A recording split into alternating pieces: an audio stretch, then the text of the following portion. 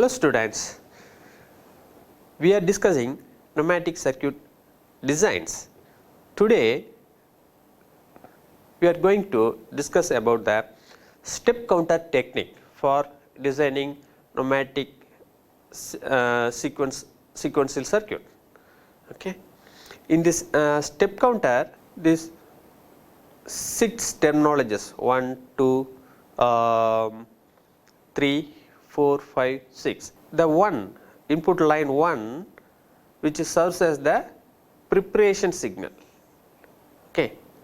Line 2 is the confirmation signal, that is the AND valve. That valve works A and B available, then only it produces output. So, 2 signal, preparation signal and confirmation signal, and fourth is the reset for memory valve, reset the memory valve. We are using memory valve also, and line 5 go for the preparation for next stepping operation. Line 6 resets a signal from the next stepping unit. Okay. So, this is the stepping operation in the step counter technique. That diagram is given here.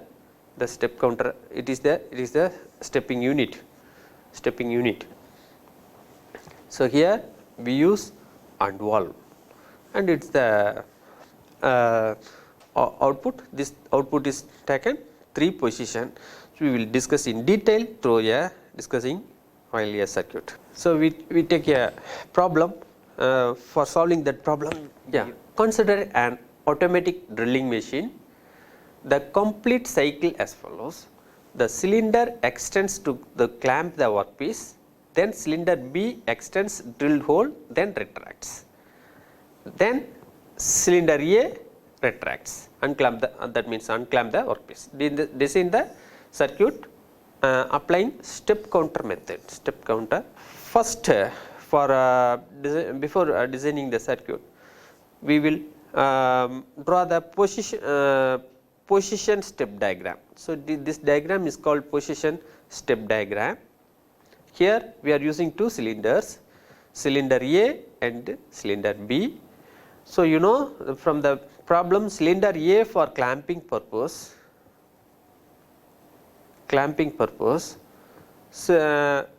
cylinder B drilling purpose, 2 cylinders are used. So, A naught means cylinder is retracted position, A1 means cylinder A is extended position. Okay. And then B naught like this, same retracted and extended position. Now, at the start of the cycle, cylinder A extending, that means clamping the workpiece. At the time, that is dwell time or ideal of a cylinder B, ideal time for cylinder B. When after that the cylinder A rigidly hold the workpiece, now cylinder B start to make a drill. So, in this point drilling operation is completed. After that, cylinder B retracting. So, still the cylinder is A is in extended position. Okay. Now, the cylinder B maintained in retracted position. Now, cylinder A is retracting. So, it is the position step diagram. So, now A naught B naught both, and here A1 B naught, A1 B1, A1 B naught in this position diagrams, A1 B1 B naught. It is the step counter circuit diagram for 2 cylinders. So, it is this cylinder used for clamping the workpiece, this cylinder used for drilling the workpiece. Here you see A1, A naught. A1 means this valve is actuated. When the cylinder hit this A1 valve is actuated. The cylinder hit A naught, this valve is actuated. For the space constraint or avoid the complexity of the circuit, they are placing that limit valve in this here in this circuit. Okay. Actually, the limit valve is located near to the cylinder. Okay. Nowadays the technology is improved, we are using proximity sensors that this complex is eliminated, but it is the basic. We want to understand this step counter. It is very interesting technique. Step counter is very interesting technique. Most widely used in industries, in automation industry. Now these logics and these things are occupied by PLC, and recently the artificial intelligence come and vanish everything, but we want to know these basics. Like that, B1 symbol shown here, B1 limit valve is shown here, that B0 here and B0 here, right. And this is the end valve, two pressure required producing output. It is the memory valve. So what is the memory valve? This valve having memory. Whether it having two option, one is on, off. You put on, this valve till on until you reset that memory. That's why this valve is called memory valve. Each and every operation we want to cancel that memory. Then only the next operation will perform. This is the memory valve, and it's it's the direction control valve, 4/2 direction control valve for actuating double acting cylinder. Right. So these are the components present in the circuit. Now we are going to discuss about the working of the circuit. Okay. It is the starter switch. Now initially you assume the cylinder A in retracted position. Cylinder A in retracted position means that A0 gives the signal to this valve. The signal already having it, that means 1. This signal before pressing the starter switch signal is 0. So 1 is there, then only it produces 1. So no input now. Once you press that start button, it gives the signal here. So already A0 signal available, and when the cylinder, both the cylinder are in home position, now we press the start button, the circuit is started, it producing signal. Now signal means it connect the compressed air here. The compressed air is going to A1. So now the cylinder, blank end side of the cylinder receiving the pressurized air. The rod end side of the cylinder is connected to atmosphere. Blank end is connected to pressure. Rod end side of the cylinder is connected to atmosphere. So the cylinder A start to move forward. Now the cylinder A rigidly hold the workpiece. What happened? It completed its forward stroke. Immediately it hit A1. Okay. So now A1 means it giving signal to here. Okay. Before that, what happened? In this point, the output of this memory valve is taken to 3 places. One is going for direction control valve to actuate the cylinder. Another one is going for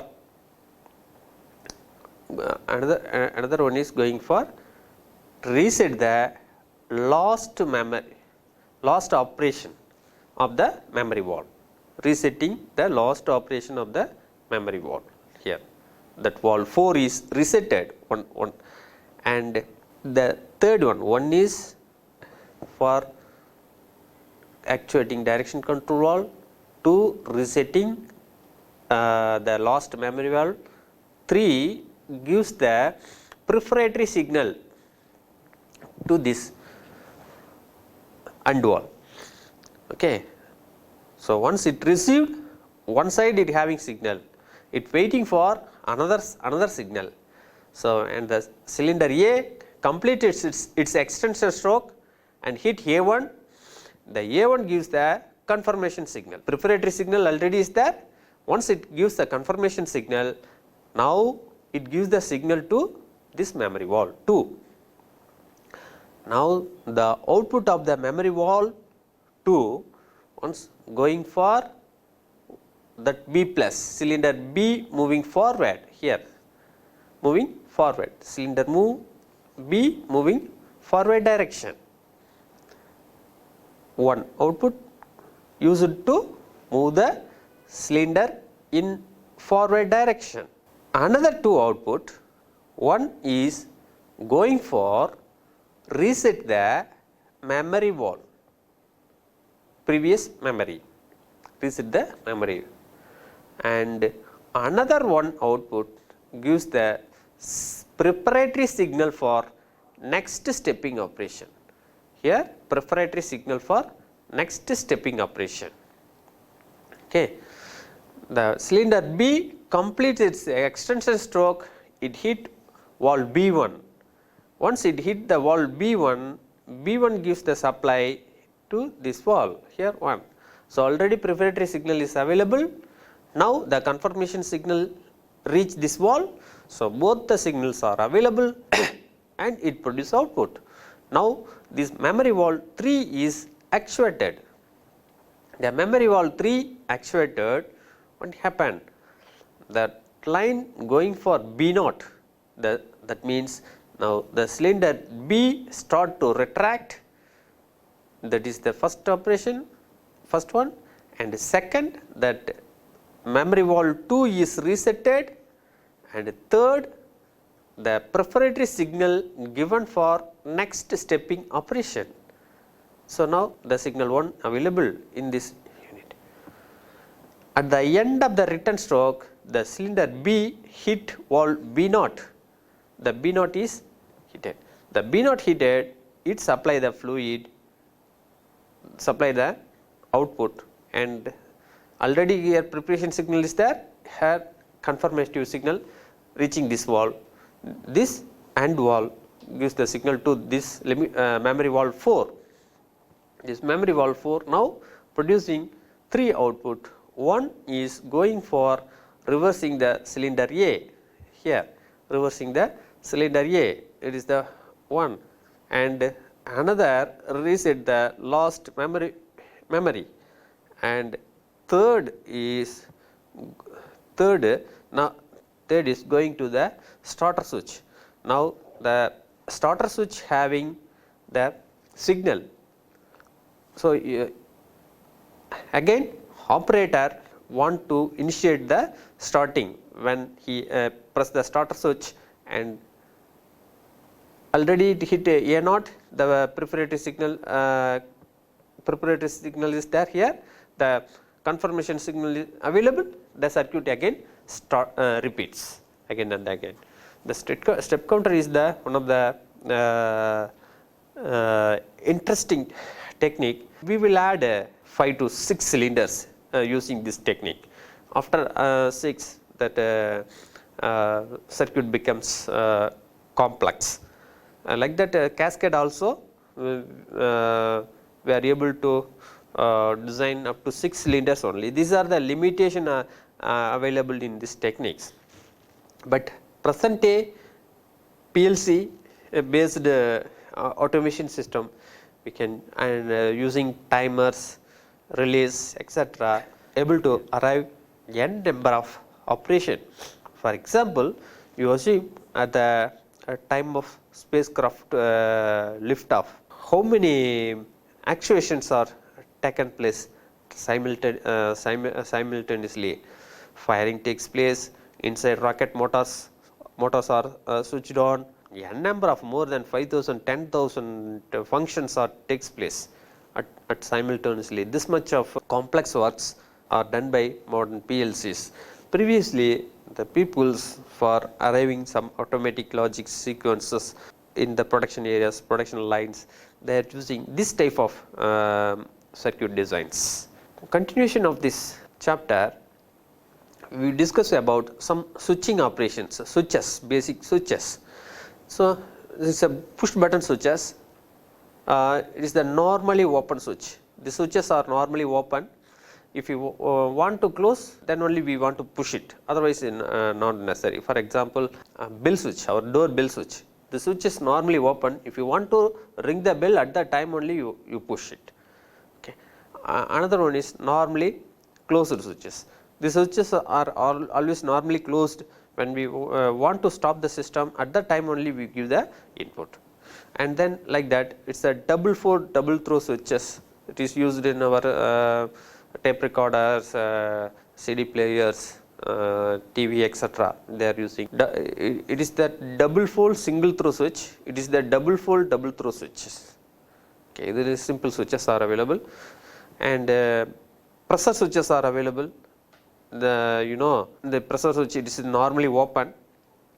For example, our tire punctures of air compressor is there. Our lab, we are having air compressor. The air is reaching its maximum pressure, that switch present and the pressure switch is connected. The pressure switch disconnect the electric motor switch. So the motor is off. Again, the pressure comes to the normal. It switched on automatically. No need to switch off on manually. It automatically maintain the system pressure. It is the pressure switch. It is the two categories available. One is normally open and the other one is normally closed switch. We use according to the application. And then limit switches. We previous circuit designs we discussed limit switch. It's the electrical limit switch. That is limit valve. It is the electrical limit switch. It is also normally open and normally closed applications. Electric switches is there. And then next the temperature switch. The temperature switch, it is connected to a thermistor temperature by a bimetallic strip. It is the bimetallic strip. Due to its variation of temperature, it expand or contract. Here also the two categories are available. One is normally open switch and another one is normally closed switch. For example, you take normally closed switch. You take our home iron box. That iron box switch is normally closed. That iron box having normally closed switch in on it. That switch only control the temperature of iron box. The temperature reach the maximum value, that switch open. So normally closed. The temperature reaching beyond its value, that switch open and cut off the current for the iron box. And iron box temperature comes to normal, again the switch connect to the circuit. So in this way, this normally closed switch used in our iron box, that normally opens temperature switch. This normally open temperature switch is used in our air conditioning system. In our air conditioning system, the switch is normally open when the temperature reach that below value, and that desired value, what happened, it actuated that switch. The switch disconnected and switch is closed. Again the air conditioning system is switched on in this way. And relays we know it is the electromechanical relay, that mechanical spring force and pivot arm is there, that magnetic coil is there. The coil is connected with the current. It is the magnetic force developed. The magnetic force attract the armature, and the circuit is closed or opens. That is based on the requirement. So these are the simple reciprocating circuit using pressure switches. Okay, it is the direction controlled switch that is solenoid based or solenoid operated direction control. This switch is not having any levers, manually operated. It is operated by solenoids. It is the 4/2 solenoid actuator. One is forward direction of the cylinder, another one is the reverse direction of the cylinder. The present position is the reversing cylinder, and this position is the forward, and this position is present position is the reversing cylinder. In these two lines having two pressure switch, it is the ladder diagram, and it is the starter switch. Once the starter switch is closed, what happened? Yeah, starter switch is closed. The pump is supplying the fluid. For example, now the oil is supplied in this line. The cylinder is retracted. The cylinder reaching retracted position, switch 2 actuated, pressure switch 2 actuated. The pressure switch 2 is connected here, and the output of the pressure switch 2 connected to the solenoid A, the solenoid A here connected to solenoid A. Now the solenoid A is activated. Now the fluid direction is changed. Now the cylinder is moves on forward direction. Cylinder moves on forward direction. Okay. After completing its extension, what happened? The pressure switch 1 is actuated, because the pressure going to build after completing its extension stroke, pressure is built on this line. The pressure switch 1 is extended, activated. The pressure switch 1 is actuated. Now the pressure switch 1 is activated. The pressure switch 1 is connected to solenoid B. It is the solenoid B. The solenoid is energized. This solenoid is energized, and it is reversed. The cylinder is reversed. So in this way, once the switch is closed, the cylinder is using two pressure switch automatically move forward and reverse. Thank you.